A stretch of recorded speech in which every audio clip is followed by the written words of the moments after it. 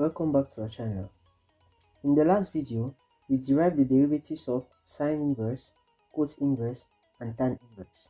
In this video or in today's video, now we'll complete the family of inverse trig functions by differentiating sec inverse, cosec inverse, and cot inverse. These are trickier because of domain restrictions on sign, so pay close attention. So let's start with our first equation, our first expression, sec inverse of x. We'll call this example 1. What does example 1 state? Find dy on the x given y equals sec inverse of x. So just like previous examples in previous videos, in the previous video, obviously, the first thing we're going to do is apply sec on both sides of the equation in order to remove the inverse sign. This leaves us with sec of y equal to x. The next thing we're going to do is apply implicit differentiation on this term. Recalling the different steps we established when we were working with implicit differentiations, our first term or our first step to do was first of all to identify if we have an equation in terms of y and x.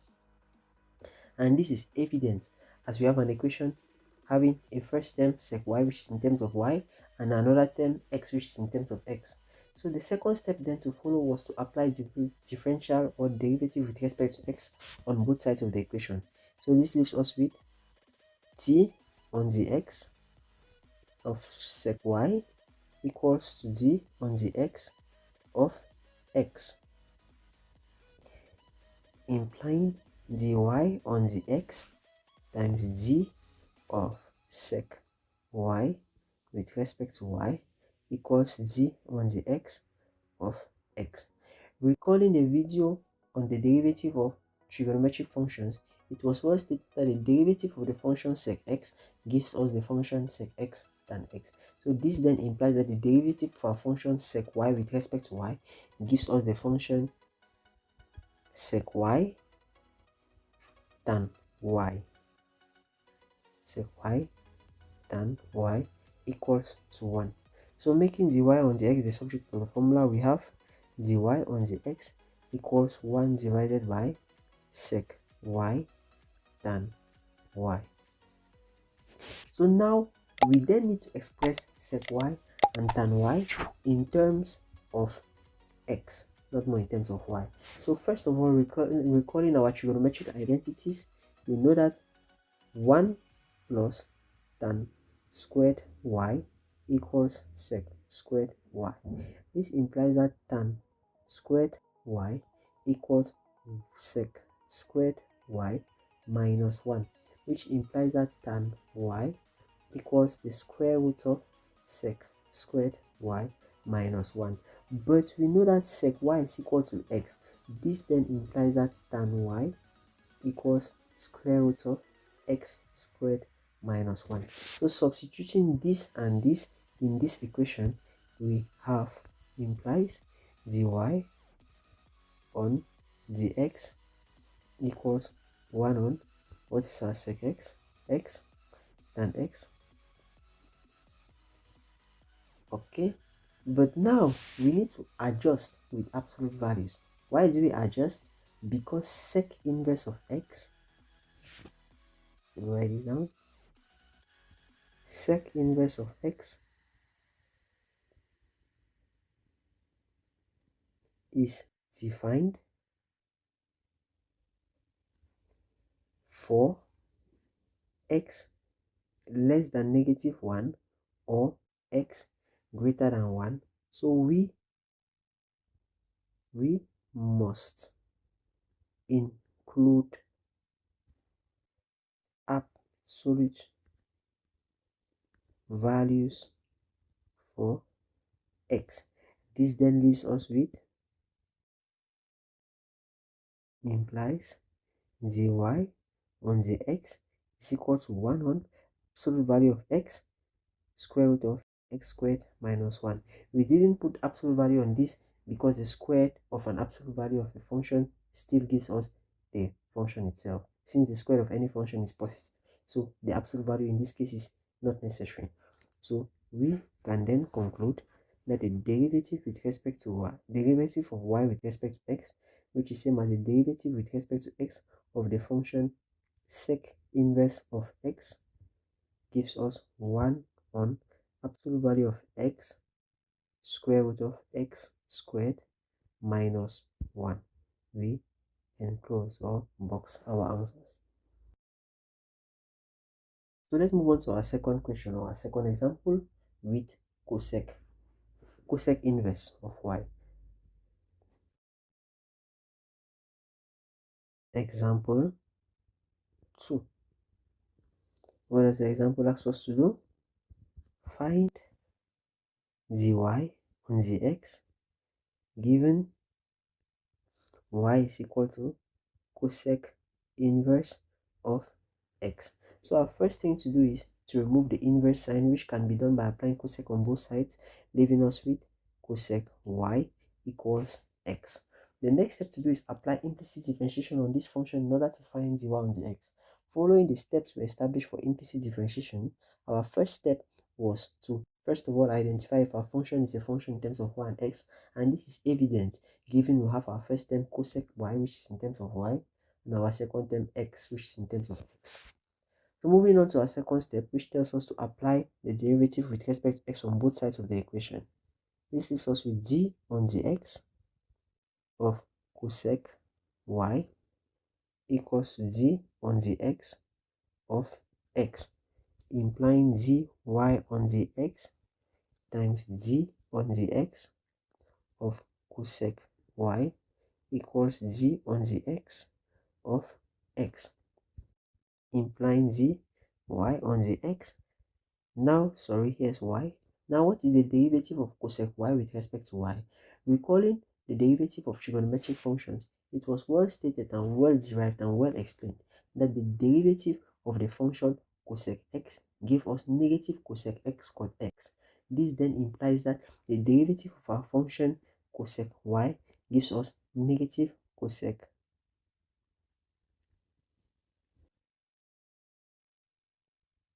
y cot y, or that, yes, equal to 1. Sorry, yes, equal to 1. Simplifying this or making dy on the x the subject of the formula, we obtain dy on the x gives us negative 1 on cosec y cot y. So the next thing to do then is to express the term cosec y and cot y in terms of x using trigonometric identities. First of all, recalling our first trigonometric identity, we know that 1 plus cot squared y gives us cosec squared y. This implies that cot squared y gives us cosec squared y minus 1, implying that cot y gives us the square root of cosec squared y minus 1. But cosec y is equal to x. This implies that cot y is the square root of x squared minus 1. So substituting these two terms in the initial equation, we have dy on the x equals negative 1 on what is cosec y? X cot y square root of x squared minus 1. But just like the case of sec squared or the case of sec inverse of x, we still need to apply absolute values on x in this case due to the domain, which is x less than or equal to negative 1 or x greater than or equal to 1. Same domain as the case of sec squared, sec inverse of x.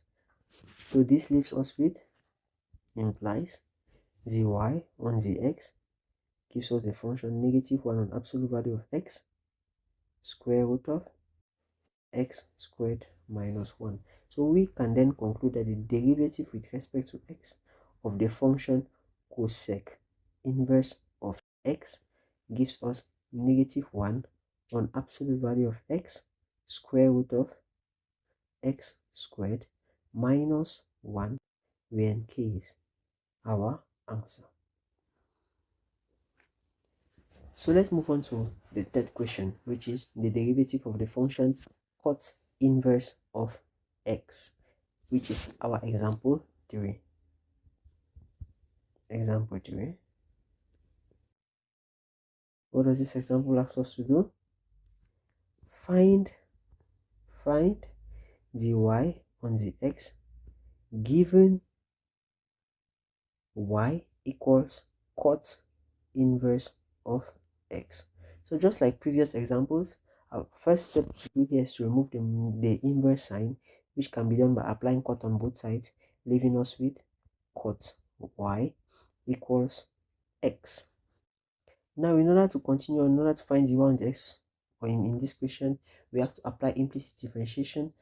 And our first step, just as previous examples, was identify first of all if we have a function in terms of x and y, which is evident in our case. The second step then was to apply derivative with respect to x on both sides of our equation. This leaves us with d on the x of cot y equals d on the x of x, implying d on dy on the x times d of cot y on dy equals d on the x of x, which implies dy on the x. Now, recalling the derivative of trigonometric functions, it was well stated and well proven that the derivative of the function cot y gives us negative cosec squared y. So this then leaves us with negative cosec squared y. That is the derivative of cot y with respect to y equals to 1.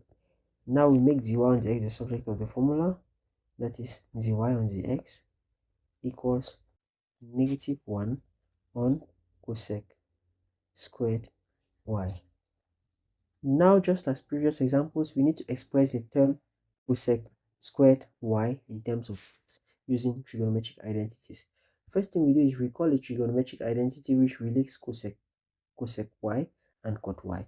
This trigonometric identity can be written as cosec squared y equals 1 plus cot squared y. But we know that cot y is x, so this implies that cosec squared y is equal to 1 plus x squared. Now, substituting this identity into our function, we obtain dy on the x equals negative 1 on 1 plus x squared. So we can then conclude that is therefore the derivative with respect to x of the function cot inverse of x gives us negative 1 on 1 plus x squared. We enclose or box our answers. So to summarize the complete derivation or the complete course work on the derivative of inverse trigonometric functions, it has been proven in the previous examples, that is those of the past video and those of this video, that the derivative, let's write down all the derivatives again. The derivative with respect to x of sine inverse of x gives us 1 on square root of 1 minus x squared, comma, the derivative with respect to x of cos inverse of x gives us negative 1 on square root of 1 minus x squared. The derivative with respect to x of tan inverse of x gives us 1 on 1 plus x squared. The derivative with respect to x of cot inverse of x gives us negative 1 on 1 plus x squared.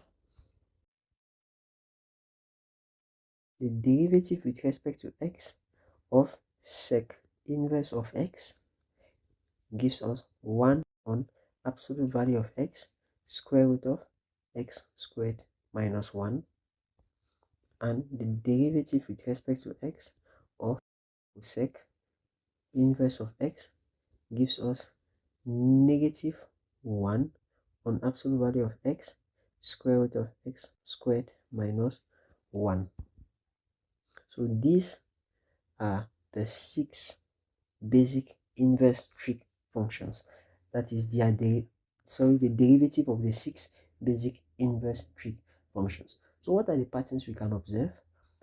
For arcsin and arccos, that is sine inverse and cos inverse, they differ only in sign. In the case of tan inverse and cot inverse, they also differ only by sign. Now in the case of sec inverse and cosec inverse, both have the absolute value in the denominator.